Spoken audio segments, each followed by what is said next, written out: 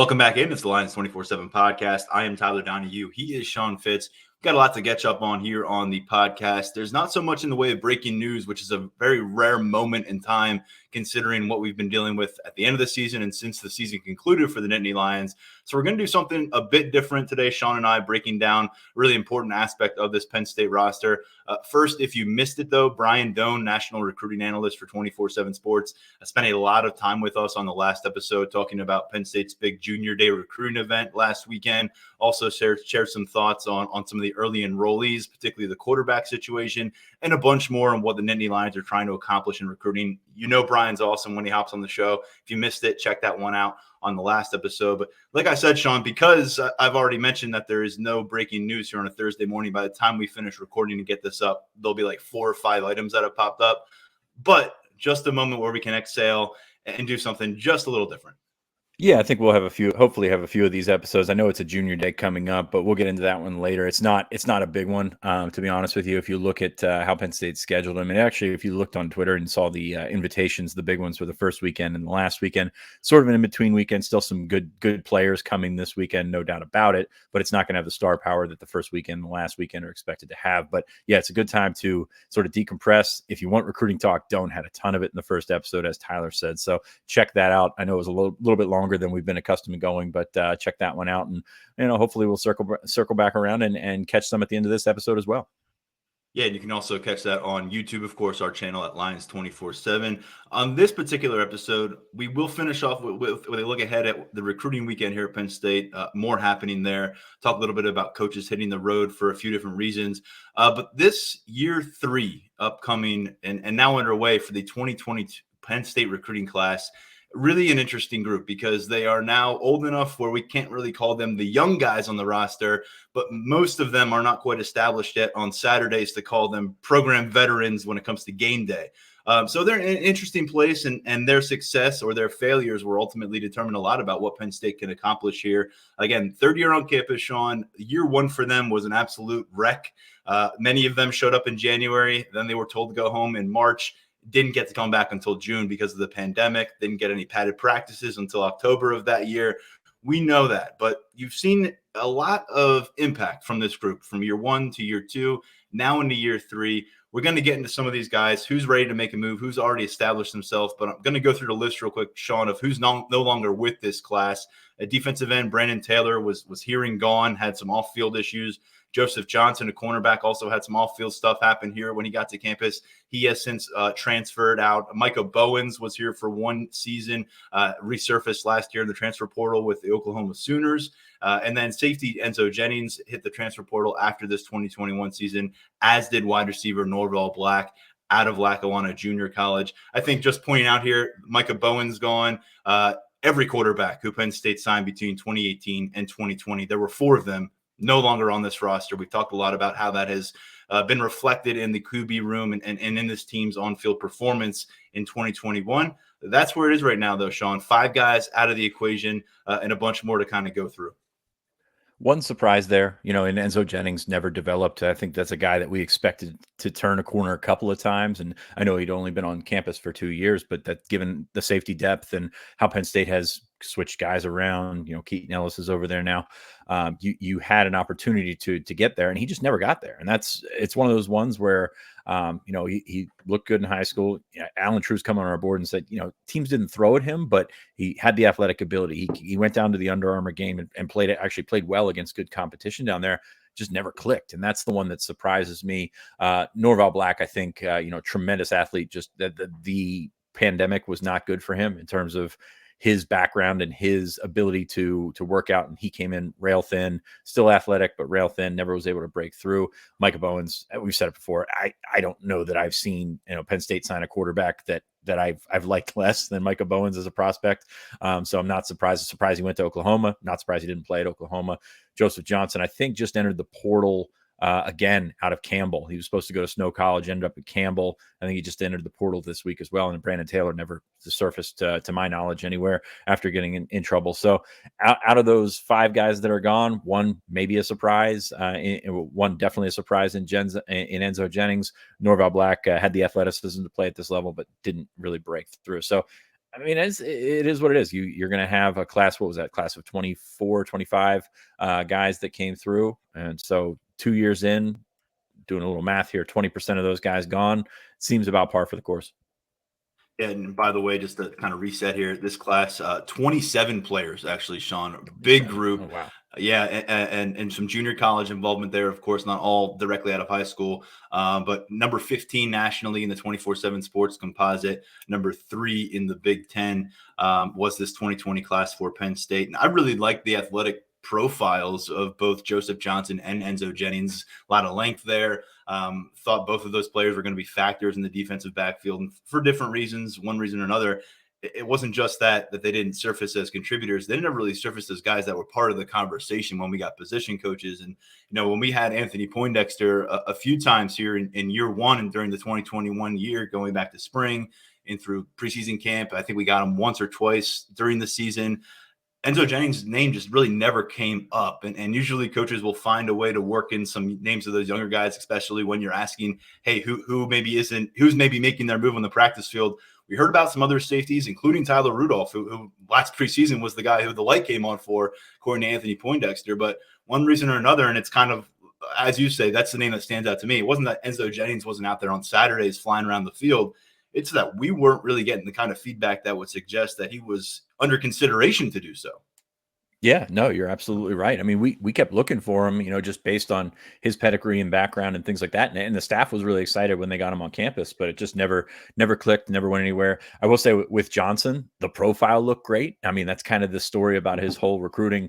6'1", length for days. He got in trouble a couple of times on campus. Of course, we remember his recruitment. We didn't expect him to sign with Penn State when he committed to Penn State because what was it, NC State that he committed to, and his father was, involved as well. So, I mean, there was a lot going on there. So when he did sign, it's like, maybe he's turned the corner. He didn't. I mean, you'll have that in college football. And you get guys that get on a college campus and, get into the college campus stuff. And that's, you kind of have guys that go by the wayside then. With those departures out of the way, let's focus on some guys who have played a bunch. You didn't get a Power 5 player in Norval Black out of Lackawanna College at wide receiver, but you sure did get one at safety with Jair Brown in that same class. Remember, those two came to camp together, earned an offer, were part of the class. We've seen them double dip with Lackawanna.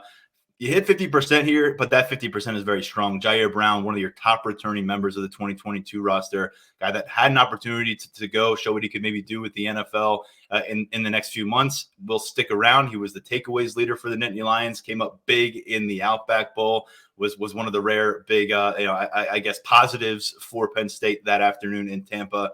And ultimately, I think he is on track to put himself in a position. I don't necessarily know if the ceiling is going to go as high as Jaquan Brisker, who was, an All-American at the end of the season by some outlets. But certainly, I think we're talking second, first team, all Big Ten capabilities, which they're going to need at safety because Jaquan Brisker, for everything he did on the field, away from the field, from what we heard from the coaching staff and his teammates, that is a void that I think Brown's going to be turned to in quite a lot here, and almost immediately before they even get back on the practice field. First, with your point about Lackawanna, you could say it's 50-50 because you hit on Jair Brown and you did not hit on Norval Black. I mean, it's definitely weighted toward the good in this one because Jair Brown's a really good football player. Your perceived weak link in the secondary coming into it led the nation in takeaways, I think I saw, or at least led the Big Ten in takeaways. That's a pretty good trade. You'll trade, no offense to Norval, you'll trade Norval Black's, his career for what you got with Jair Brown, because that's obviously a really good evaluation. I'm curious to see how he does as the guy, the Brisker back there, if you will now. But yeah, I mean, just Jair Brown's been a tremendous surprise. I'm sure we had him, mid to high 3-star, something like that. Really didn't pop overly off the charts in terms of testing and things like that. But you and I were at that camp and he was a dog, man. And that's kind of what Penn State's gotten out of him in the last year. I won't add last year because last year was a get his feet wet situation, but that's what they got from him this year. And that's what they expect from him in the coming year. I usually give the shout outs to Montclair State, but after that Outback Bowl, when he was asked about no one believing in him coming out of high school, he said, except Montclair State, which I believe is a Division III program there in New Jersey. So that's where he has come from in a very short time period. At wide receivers, he had a couple true freshman starters pop up last year, which says something about where the room was and says something about the talent of that positional class in 2020. It was year one under Taylor Stubblefield. Into year two, Parker Washington, Keandre Lambert-Smith continued to play huge roles with Jahan Dotson now out of the equation. Both you look to see them take that next step up the rung of the ladder. Parker Washington as your number one option. We got an early glimpse of that down in Tampa against Arkansas, and Keandre Lambert-Smith scored a touchdown there. You would imagine he's your wide receiver too, although, Mitchell Tinsley comes in from Western Kentucky. He's going to shake up things, and we'll see what he can push. And there's some other receivers, as we'll mention, including one in this class. But you did really good there for Taylor Stubblefield's first group. I know the people were wondering about Stubblefield, and I think the first indication that things were moving in the right direction is when you saw these guys get to campus, make an immediate impact. Parker Washington, I'll tell you what, he showed up to campus in the summer, so he didn't even have that head start. And I just think his development since then has been tremendous. If you kind of put aside that Ohio State group, Jahan Dotson and David Bell from Purdue, he's been just about as productive as anybody in this conference and being a pass target over the last two seasons combined. And I'm excited to see what year three looks like for him. Yeah, big opportunity for these guys ahead. I mean, you look at what they were able to do, these two in general. I mean, and it's kind of like what I just said with Lackawanna is you throw numbers at a position, you take the 1 and the 1 with Lackawanna, but you take Jair Brown's career over, saying it's 50-50. You've got 2 out of 5 that are starters for you, bona fide starters for you. You've got Malik Mega that you think can work into that. Then you've got Jaden Dotton. And I know I'm getting ahead of myself here, but you got Jaden Dotton and Norval Black. We already talked about Norval, but the good has outweighed the bad, even though it's just 40% of that class that's been the good so far. Now, Parker Washington, I think, would have played regardless. I think Keandre Lambert, as you mentioned, I don't want to say victim of circumstance, but he rose up because that room was not very deep, was not very talented when he got here. But he's continuing to grow into that position. So you got 2 starters, basically 2-year starters, or 1 a year and a half starter. That's a pretty good job for coming on campus, especially when these guys came on, because we're going to mention the pandemic and getting sent home and all that kind of stuff. Not great for Keandre, but Parker's always been that kid that's been ready to go no matter what. And he came on campus late, if you remember. So, yeah, I mean, you can't complain about this. You can split hairs in terms of throwing the numbers at the position with the guys lower in that circulation. But you love what Parker Washington, he's your number 1 receiver next year. I don't think there's any doubt about it. Mitchell Tinsley might have something to say about that, but if he does, and you got 2 guys competing for the number 1, you're feeling pretty good about that group. Now, needs to get deeper. I'm sure we'll talk about that in the offseason. Needs to get more consistent with the rotations and things like that. But I mean, Parker Washington and Lambert Smith, both highly rated guys, both 4-star guys by 247 Sports. I'm going to slow myself down here for a second, but I think that they've done a nice job of assimilating to the offense, and I think you can see a step forward for Keandre Lambert Smith next season. Yeah, a note here for the offensive prospects. They have worked under a different offensive coordinator in a different year, but each of those 2 years, you'd like to think that everything gets settled down in a lot of ways with the continuity that you have with Mike Yurcich sticking around, because not only were they disrupted by the pandemic in year one, offensively, they had a new leader, a new voice, and going into year 2, and that includes the tight ends, Theo Johnson, Tyler Warren. Now, Theo is the top-rated tight end that this program has signed under James Franklin, and that says a lot when we talk about the players who have been at that position. Tyler Warren, though, committed earlier in the process. Theo was that big fish near the end of moving toward the December signing period in 2019. But Tyler Warren goes from that Virginia Tech quarterback commit with no social media accounts. He kind of sneaks his way into this Penn State class where no one really, it's not one of those big headline moving things. But you get to the end of both of their second years on campus. And, of course, Brenton Strange, I believe, was logging the official starts game in, game out. But Theo Johnson was essentially a starter for you. Tyler Warren worked his way into a lot of different roles, played that wildcat quarterback, scored a touchdown at the goal line against Auburn. It's a part of his game I'm curious to see if we'll see more of in 2022. But you come out of this season, and I kind of scratch my head and say, could Tyler Warren 5-6 years down the line end up being the best tight end of this bunch because of where he has come and how quickly he has done it? I think he's got the ability to do so. I still think Theo's more talented.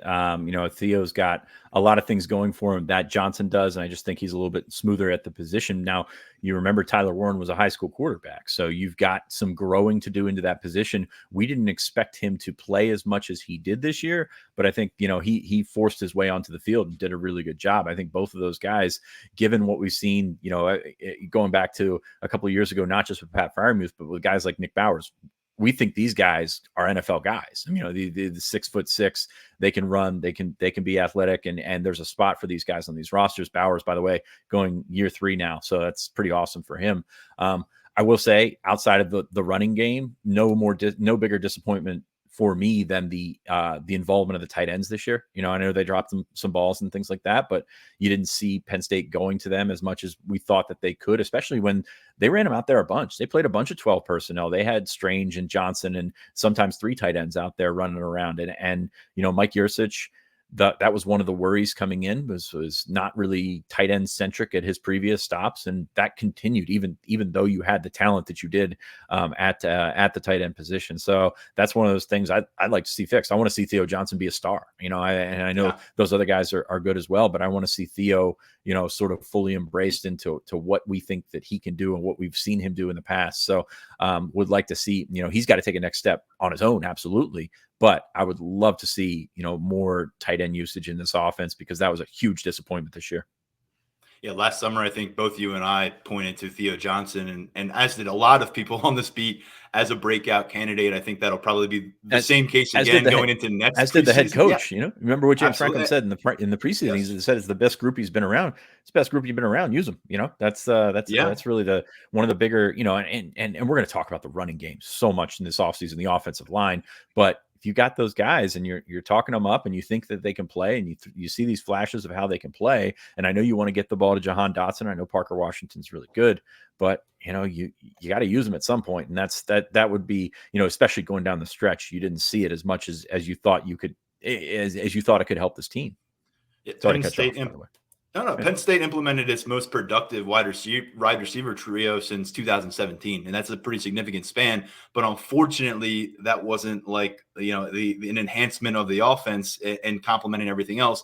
You had this elevated play from a deeper group of wide receivers, but then you had a drop off at tight end. You have a drop off in the ground game. We've talked about that, the lack of complementary football in 2021. But yeah, if that is something that is to be improved upon in 2022, they're going to need to lean on these tight ends as playmakers and as blockers.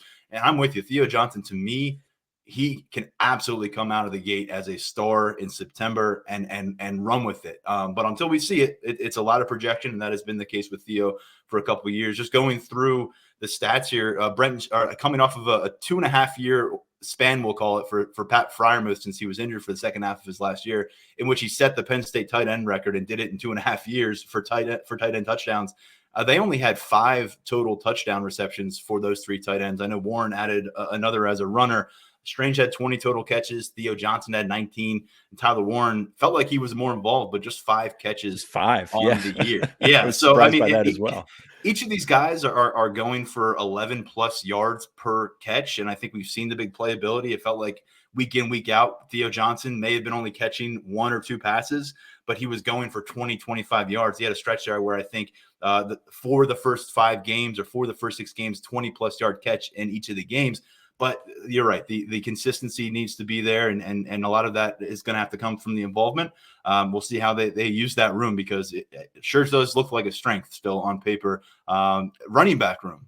We haven't talked about them in about a show and a half, and let's work our way back there, because Kevon Lee, he is pretty easily the most accomplished running back that returns to this 2022 running back room with Noah Cain out of the picture. He's had almost 1,000 career rushing yards. He was the team's leading rusher each of the last couple of seasons. But there's a lot to be desired out of the ground game and the run game, and there's plenty of people who want to see Nick Singleton get here and sprint to the head of the pack and become a bell cow right away. Kevon Lee will have something to say about that. He was another player that we were pretty fascinated by in some of the conversations we had going into last season. I mean, pretty much any conversation we had about the running back room going into last season, set it on fire, bury it in the backyard, and don't apply it to reality. And Kevon Lee is part of that. He didn't have his breakout. He had some flashes, but never was able to seize that moment, and also kind of had some moments seized away from him, it seems, by the direction of the play calling. Yeah, you look at his chart here, and it was crazy to think about. He had 3 carries against Wisconsin, 8 Ball State, 2 against Auburn. He went single digits on almost what was he? I guess double digits in 4 games, and then just had those 4 carries against Arkansas. Showed the flashes. Showed the flashes of the player that we think he is. We don't think he's going to break a 60-yard touchdown or anything like that. I think that the interesting thing here is you look at Keyvon Lee. You said Penn State's most accomplished running back. I don't think that can be disputed. Is he Penn State starter next year? That's kind of where you're at in this situation. Now, you love the flashy new toy and Nick Singleton, absolutely physically talented, all that kind of stuff. But where's this room going to stand 6 months from now? And that's a really interesting proposition to me. Lee, started the season putting the ball on the ground. You can't do that at that position. And I think that's something that's stuck in people's heads. We talked in the offseason about him getting faster, didn't really show up on the field, but he was your best running back. As you split hairs amongst all the other guys, he was your best running back, and you were particularly impassioned about it after the Outback Bowl. Got those 4 carries, kind of disappeared at spells, went back to the quarterback running game and things like that, and really did not have success with doing so. That room, like the offensive line, needs a complete reset. Keziah Holmes is back on campus for the spring. There was questions about whether or not, he would stick it out after taking that redshirt year next year. Devin Ford, there's still questions about whether, he'll be a part of the equation moving forward. And then you've got those 2 freshmen in Lee. That room needs a complete reset. Willing to give them the chance because we've seen some of the talented guys make plays in the past, but you got to question that, just like we questioned the tight end room a couple of minutes ago. You got to question the running back room, question the running back's involvement, question the offensive play calling when you're just taking these guys out of the game at your own volition. Yeah, Keyvon Lee was supposed to essentially redshirt last year. There were no red shirts in 2 years ago now. There were no red shirts in 2020 because of the pandemic, but that's what he was supposed to be on track to do. He didn't have a senior high school season after transferring, came in as this athlete, as that, build them up kind of guy, a lot to work with, but can he be a college running back and how soon can you get him there? Well, because Journey Brown retires and because Noah King gets hurt in the first possession and because Devin Ford isn't very effective and he's dealing with injuries of his own, all of a sudden, Keyvon Lee's your leading rusher, and he had some great moments. He had that big game at Michigan when they picked up their first win that they had been waiting for a while. But we said it all last offseason. He was a big old fast kid running with the football, rumbling with the football. There wasn't a lot that looked polished about it. There wasn't a lot that looked sustainable about it. But everything you heard, you have this whole kind of offseason to polish up your toolkit, work with Jaywan Sider.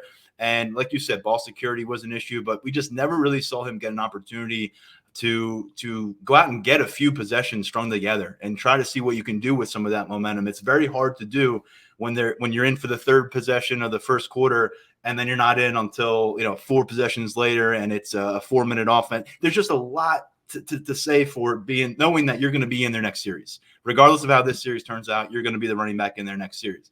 And Keyvon Lee, I don't know if he's ever really had that in 2021. I'm not sure he'll have it in 2022. And Jaywan Sider's been pretty on the record about Keyvon Lee and where he needs to make up some ground here. Use that aggression, match the aggression with that huge athletic profile, this powerful body of yours, and decisiveness. Too often we're seeing Keyvon Lee tiptoe a little bit, and all of a sudden he's moving laterally in the backfield. That was an issue for even Miles Sanders, who has quite a bit of burst, and that kind of sidetracked Miles Sanders at Penn State at times, trying to do some Saquon Barkley stuff. Keyvon Lee has no need to be doing, bouncing the football out if he can go forward and get you 3-4 yards. They needed that on a lot of occasions. And I think Sider, aside from the ball security, was really vocal every time we got him during the season about where Keyvon Lee needs to take the next step. So far, it looks like he's going to try to take that next step with Penn State. It felt like all bets were off with every running back in this room when we walked off the field at Raymond James Stadium. So far, it looks like Keyvon Lee locked in and trying to lock in the number 1 job at running back. Yeah, as we said, he was at his best when he was at his most naive, against Michigan there in that 2020 game when he just grinded them down. And that was there's something to be said for that performance, and there's something to be said for that back that's in there. And that's, we saw it from the jump this year. He was going side to side, trying. And I remember, what did he tell you? 4.49 in that 40 that he ran in the offseason. I think he was trying to get to the edge so he could show that to people. It's just not the kind of running back he is. Yeah. And so one other guy here that I put in the played a bunch category. I didn't think he would be there when we got into October, but Keziah Izzard. Talk about probably a guy that maybe didn't get talked about enough during the final stretch because Penn State was losing football games. Their defense held up pretty well after that Illinois matchup. They were able to scramble a bit, and Izzard was a big part. He was kind of a splint in the center of this defensive line when you lose P.J. Mustipher. Derek Tangelo, of course, was a mainstay in the starting lineup. But I thought overall body of work from mid-October to January 1st for Keziah Izzard, very optimistic about where he is for this defense going into year 3. Yeah, and he's not necessarily a starter next year, and there's nothing wrong with that because you've got PJ coming back, you got Devon Ellis coming back, but the experience that he got this year, invaluable. He looked like a freshman or a redshirt freshman this season when he came into the game, and by the end of the season, it was pretty solid. He still looked like a young guy that was out there, and Penn State certainly, especially in the Outback Bowl, was susceptible to some running inside, but you don't have your best defensive lineman or your best interior defensive player in PJ Mustipher. You got a redshirt sophomore and a redshirt freshman out there. I think that'll happen. You'll give those guys a little bit of a grace period, but it gives you an opportunity to set the foundation for a rotation. Very, very tough for me to say, and then I'm pretty impressed with myself for pulling that one off. But you've got Mustipher, you've got Ellis, you've got Izzard. You can continue to get some of those other young guys in there. We see those numbers thinning out. Hawkins retiring, Dark was out of there. You got an opportunity to get some of those like a Fatuma Molba who played in the Outback Bowl. Amin Vanover might be a full-time defensive tackle at this point, depending on numbers at the position at defensive end. So yeah, you've got a chance to sort of rejuvenate that rotation without adding a transfer. Now, the right guy comes available, who knows? But that seems like a spot that you're, feeling better than you maybe thought you would going into or coming out of the season. Moving on from major contributors and starters from this group and guys that we think we have a good feel for, or maybe they're going to take the next step towards becoming stars. It goes to the wait and see group now of the 2020 class. And I'm going to lead it off with Olu Fashanu. And there are a bunch of players here who got some late work or got bowl work because of the opt-outs. Olu Fashanu, obviously a primary beneficiary of Rasheed Walker being sidelined and now entering the NFL draft. And he's the guy the spotlight's on right now at left tackle. I thought overall, I was thinking about him walking into Raymond James Stadium that Saturday. How's Olu Fashanu feeling about himself right now? I thought overall there was a lot of holes to poke in what the Penn State offense did and their performance against Arkansas. He wasn't necessarily one of the more glaring issues, and I think that's a great thing. Yeah, I find myself thinking about Olu Fashanu more than I should. But yeah, I agree with that. I think he's a guy that you can, I don't want to say slide into the left tackle spot because he's got to earn it and he's got to figure out if he can be that consistent guy. But from talking to people before the season, the book on Fashanu was like, okay, we think he's going to be good. And we can throw him out there for a couple series and he can get in people's way and he can do a good job of taking up, I don't want to say taking up space as an offensive tackle because that's not what you do, but he was still very raw at that point. And you see him in the Outback Bowl and you're thinking, okay, maybe this guy's got something. You've got size has obviously never been an issue with him. He's a huge guy. If you get a chance to stand beside him, he's just one of those guys that's just absolutely massive. But he can move a little bit. He can do some good things on the offensive line. I'm excited to see him. I thought he was a really good prospect. I think we had him as a high 3-star at 247 Sports, and he was one of those guys I thought should have been a 4-star based on not only the feedback but what we saw from him in certain areas. I like Olu a lot. I hope he's the player that I think he can be.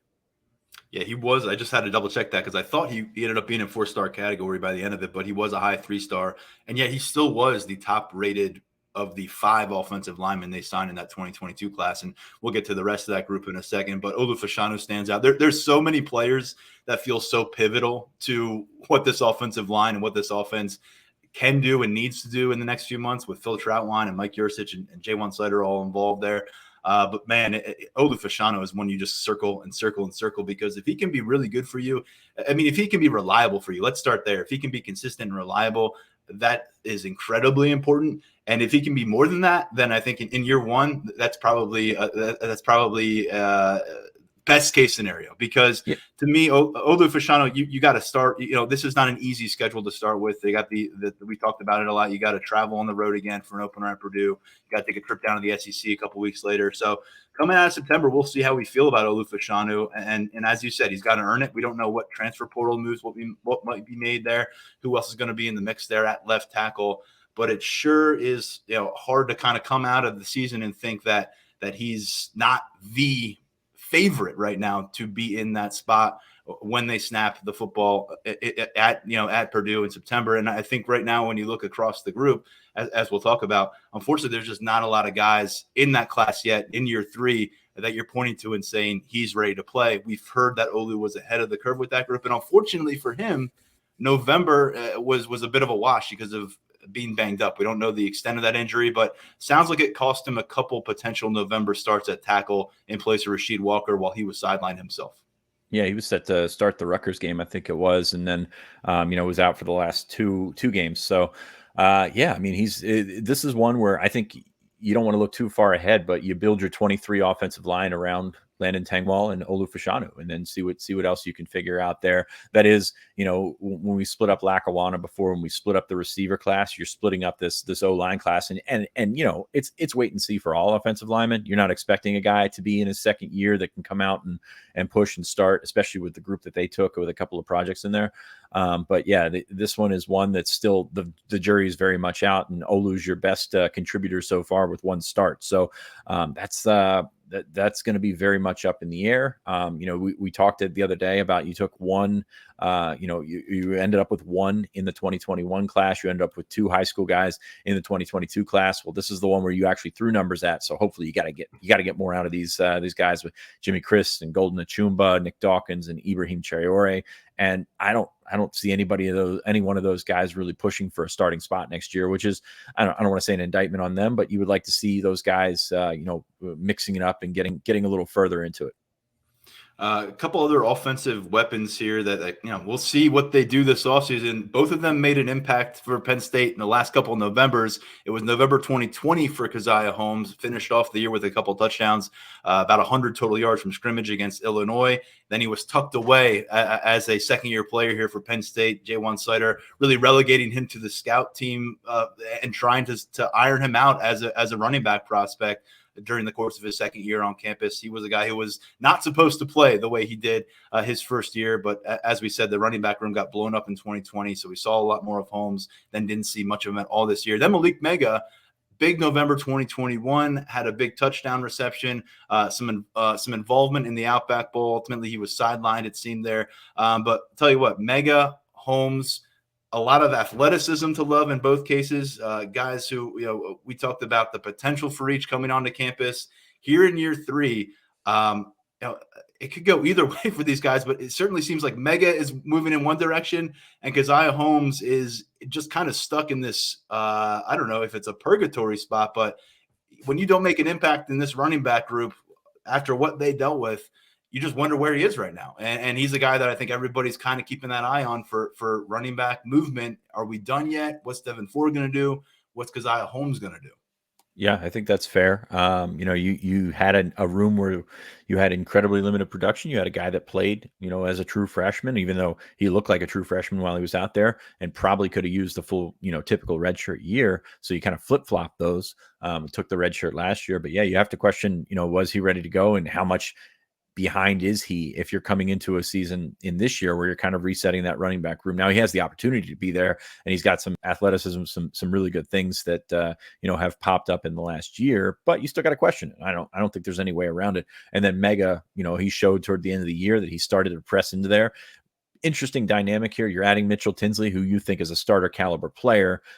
Is Malik Mega the fourth guy? Is he a guy that can push into the starting lineup? I don't know. He's just so raw. Now, I will say this about Mega. He's probably ahead of schedule. We earmarked him for being a guy that took a while to get into the swing of things, not a traditional football player with his background in Canada and things like that. But he's probably a little bit of ahead of schedule of where you would think he would be as a receiver. He caught that long touchdown pass, and I know he's definitely got strides to make. But I kind of like where he's at right now. Just kind of has the opportunity to not be a guy that's in the crosshairs of the defense, but can step up and make a couple of plays every year. I think he definitely had a schedule. Yeah, I think he's definitely had a schedule when you factor in the lost time, because it sounds like he was putting together a pretty strong preseason camp of work, and then all of a sudden he's sidelined by an injury, and he catches up though. I mean, by the time November rolls around, he's a factor in that rotation. He's working his way up, and I think that opened a lot of eyes the way he was able to bounce back from a setback in the season, emotionally, mentally, physically, showed the staff a lot, showed this receiver room a lot. And like you said, doesn't need a log starts, but he's the player where you can turn 2-3 targets a game into something special potentially because of what he brings to the field as a phenomenal athlete. I am not sure where he is in terms of becoming that wide receiver. Is he 30% of the wide receiver he could potentially be? Is he 50%? That's Taylor Stubblefield's job to gauge, but maybe his moment as a primary target is in 2023 or beyond. But yeah, he can definitely, we saw it. He can be a factor and he can be a fun one going into 2022.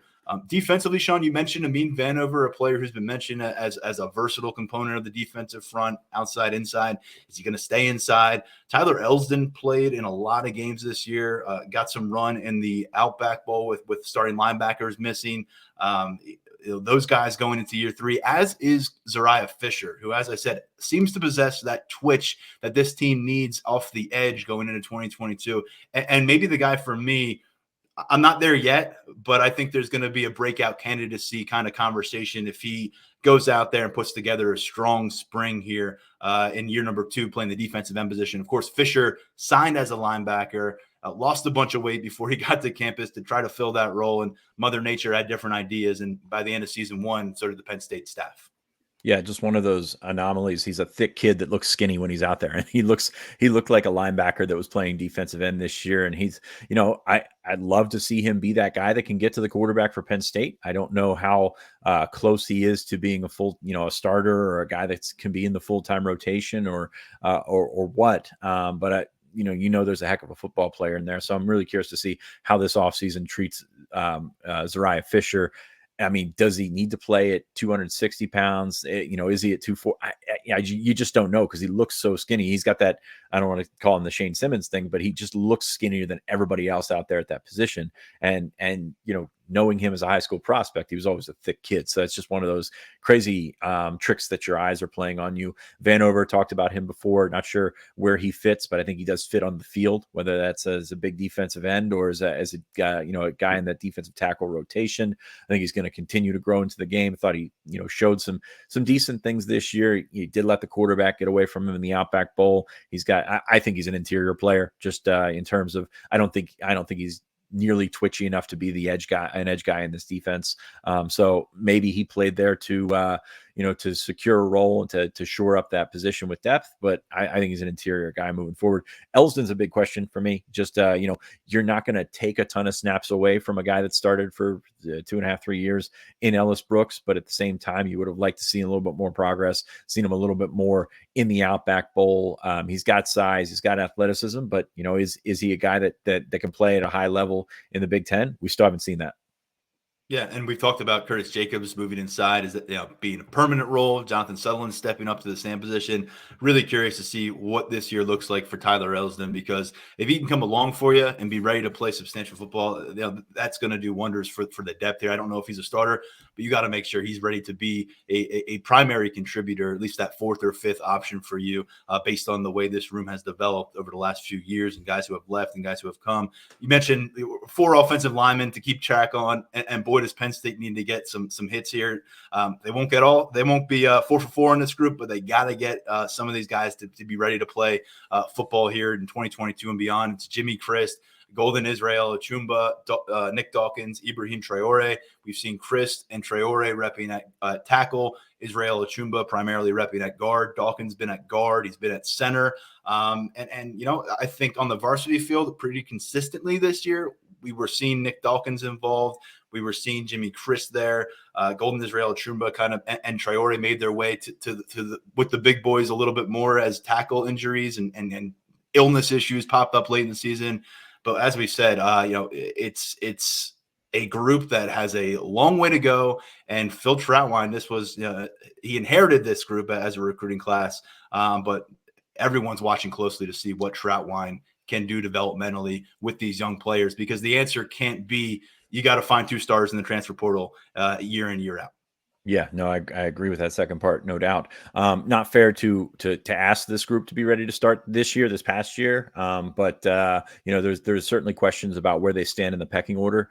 Jimmy Chris, probably your closest to playing. We saw him play against Rutgers. Held up. I thought he held up all right. I'd like to see him take that next step and compete for that tackle position. But yeah, you've got questions about where all these guys stand amongst their peers. I think Nick Dawkins is interesting because the path at center there is a little bit less congested than the path at guard. So can you find a starter at center there? Achumba's been hurt. Traore's been sort of behind with those other guys. So I think it's fair to question. I don't think it's fair to question why these guys aren't playing yet, but it's fair to question where they stand in this pecking order. Yeah, that's what year 3 does to you in college football. You go from, okay, year 2, okay, keep coming along. Year 3, it's time to make a move, especially with the transfer portal looming. It's like year 3, you got to figure out how you fit. The staff's got to figure out how you fit. And of course, you should still have growth ahead in year 4, maybe year 5. But I think you're going to learn a lot this spring semester as the staff kind of evaluates this group, not just on the offensive line, but a lot of these names we've mentioned, some others who fall into the category of working pretty much behind the scenes, maybe a little bit of spot work late in the season last year. Jaden Dotton at wide receiver, Fatoma Mulba, who's strong as an ox, but want to see how he develops as a defensive tackle. And then Bryce Mostella, who's been just about as out of sight, out of mind as anybody still on this roster from the 2020 class. Yeah, Dotton played a little bit in the Outback Bowl. Actually kind of surprised me. We haven't seen much of him with the varsity this year. So, obviously you have an opportunity to play some younger guys there. Mulba is one of those guys you put in a phone booth. You just say, take up space inside. He's going to have to get more athletic. He's going to have to get, for lack of a better term, better at football. Just, he's as strong as an ox. I mean, he absolutely just can move anything, from a weight room perspective. He's got to transition that and get it done on the field. Nobody expected him to be ready at this point anyway. So for him to get on the field and do some things, in that goal line package and things like that, just hold some guys up. That's pretty much what's expected of him. Mostella, I don't think it's hitting. I don't think it has hit. And I don't think it's hitting. Just kind of a bendy guy, a guy that you took a chance on, but I just don't think it's going to come together there. Pretty comprehensive breakdown there. More than 20 players on this roster still. We've got a lot to learn about. We think we have a good handle on several of them, but a lot of mystery with this group. Year 3 underway, winter workouts, and then, of course, spring ball to kind of see where their stock is at this stage of their careers. Sean, looking ahead a bit, Penn State coaches back on the road this week. You've been reporting that on our Lions247.com for our VIP subscribers. Not just on the road for recruits, but it's transfer hunting season as well. Anything standing out to you right now as the Penn State staff goes about its business, spearheaded by James Franklin, who, as usual, logging the miles? Yeah, it's pretty much all underclassmen at this point. I know they offered the offensive lineman from Washington, who's actually at the Poly Bowl this weekend in Hawaii, along with 4 Penn State commits. Denai Dennis Sutton, Anthony Ivy, Drew Shelton, and Cam Miller have been out there, and those practices, they look hot. I'm not going to lie. They look really hot. But from a temperature standpoint, I don't know why I said that. You just look at James Franklin's making the rounds, hit Atlanta, hit North Carolina, the Charlotte area of North Carolina yesterday, flew up to Pittsburgh to watch Rodney Gallagher and Quentin Martin play basketball last night, which, Pat Narduzzi was there too. So no Anchorman style giant battle there between the coaches, but that's a popular spot, and they'll get on and hit some of those other areas today. But yeah, I mean, it's all forward focused. It's 2023, 2024, even some 2025 offers going out this week. So a lot of ground being covered, a lot of states being covered, but you see some of those priority areas. They'd love to get guys up from the Atlanta area. Manny Diaz was in Alabama yesterday. They've started, I don't want to say they've gotten traction in Alabama, but they've gotten some guys up for visits from Alabama. Going to continue to get guys up from the South for visits and things like that. But just keep chipping away in some of those areas. Virginia Beach, Poindexter's been down there. He's obviously been a familiar face there for a long, long time. So hit your regular areas and try and dig yourself back into some of those other areas that's been fruitful in the past. By the way, Alabama native Harrison Wallace, wide receiver group. Would it be helpful in Alabama to have him do some big things for you next year? By the way, I was tripped up for a bit. I was picturing James Franklin with the conch shell and assembling his team. Jay Sider running in with his weapon of choice. Thank you for the Anchorman reference. Always appreciate it. Well, it's Pittsburgh, so it would have been Terry Smith. But yeah, that was close. There you go. And then, of course, out and about for the transfers. is it realistic to cling to the thought that Penn State is going to replenish a position or two by the time for spring semester with a transfer, or are we more realistic to move forward and say May is now the target for when you see an addition to this roster?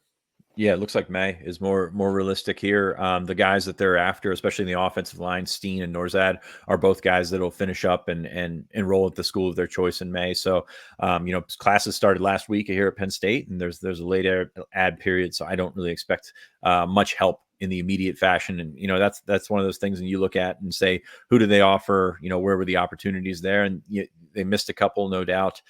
Just haven't gone after probably as many as we thought. Space is probably looking at probably 3 or 4 or 5 guys, depending on what's available for them. And you got the scholarship reset and things like that. But yeah, I expected maybe 1 or 2 more before the spring semester. It just didn't work out. And Mitchell Tinsley's all they have at this point. By the way, former offensive lineman Des Holmes, who entered the portal for Penn State at the end of 2021, he's going to finish his career at Arizona State. He announced that on Wednesday night. Sean, it's 5-star mailbag time, and we go right back. It's really warm out there. Yeah, sorry. Sure. Yeah, dude, it's really warm out there. Good for him. Hey, it's man, really warm almost everywhere when you're watching from here. I mean, it is a frozen world right now we are living in here in Happy Valley. But enough about my complaining. Junior Day last weekend. What is next for Penn State recruiting on campus? That's the question that comes to us from the 5-star mailbag. Sean, Penn State set to host not quite the group that they had last Saturday, but a group nonetheless. Yeah, another Junior Day coming along this weekend. It's not, as we said, not the group that came in last weekend, not the group that's expected next weekend, kind of an in-between weekend, but you still have some targets on campus. Kenny Johnson, the wide receiver from the York area that Penn State offered last fall, kind of started blowing up in that area of the state, had a really good year. I think the receiver room is going to be crowded this weekend. Ronan Hannafin from Massachusetts is going to be down. Anthony Brown, Minnesota commit, I wrote about this morning on Lions247.com. He's going to be in. So you got some offered guys in that room, and Taylor Stubblefield still feeling his way out in this 2023 class, which is probably what you should do at this point when, I don't want to say nobody jumps to the top, but you don't have a bona fide number one guy that you can look to on this board and say he's absolutely this guy or absolutely any of these 3 guys or Johnny Shakir, or, just a bunch of guys that are out there, and I think they're still involved with some national guys, and that'll depend if they can get them in for official visits. And as I ramble on this one, a couple of kids coming in from Washington, the connection out there, Terry Smith knows some folks out there. Kyle Chen and Tahir Mathis both have offers from Penn State. I'm not sure that they can act on those offers right now, but going to get them in. That's just, and it's crazy to think for just a random Junior Day, you're getting guys in from Washington State, by the way, not Washington, D.C. So that's crazy. D. Creighton, a really highly regarded 4-star linebacker from down south, will be up.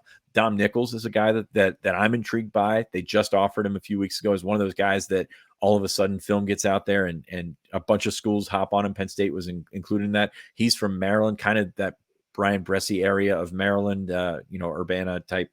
It's a kind of a small school. So you've got an opportunity for showing him, and then a bunch of walk-on prospects are coming in this weekend. A bunch of 22 and 22 guys as they try to solidify what they're doing in the 2022 class. So it's a Junior Day. There is talent coming in, but I think it's an in-between Junior Day, and that's kind of how they've set this one up with a purpose.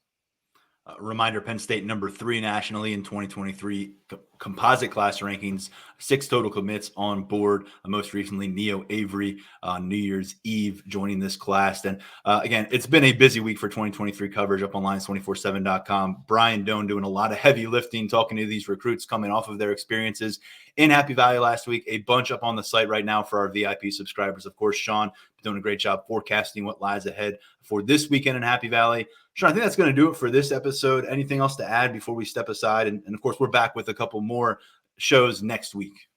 Not particularly. I mean, just stick to the site for some Junior Day coverage, and that should be about it, really. Just I thought we did a comprehensive review in that 2020 class. Probably got a little deeper than we expected to. Right. But you got 2 long episodes this week, so hopefully everyone enjoyed them. We'll see you next weekend or next week. Yeah, we absolutely. We'll be back. We'll talk to you real soon. The transfer portal.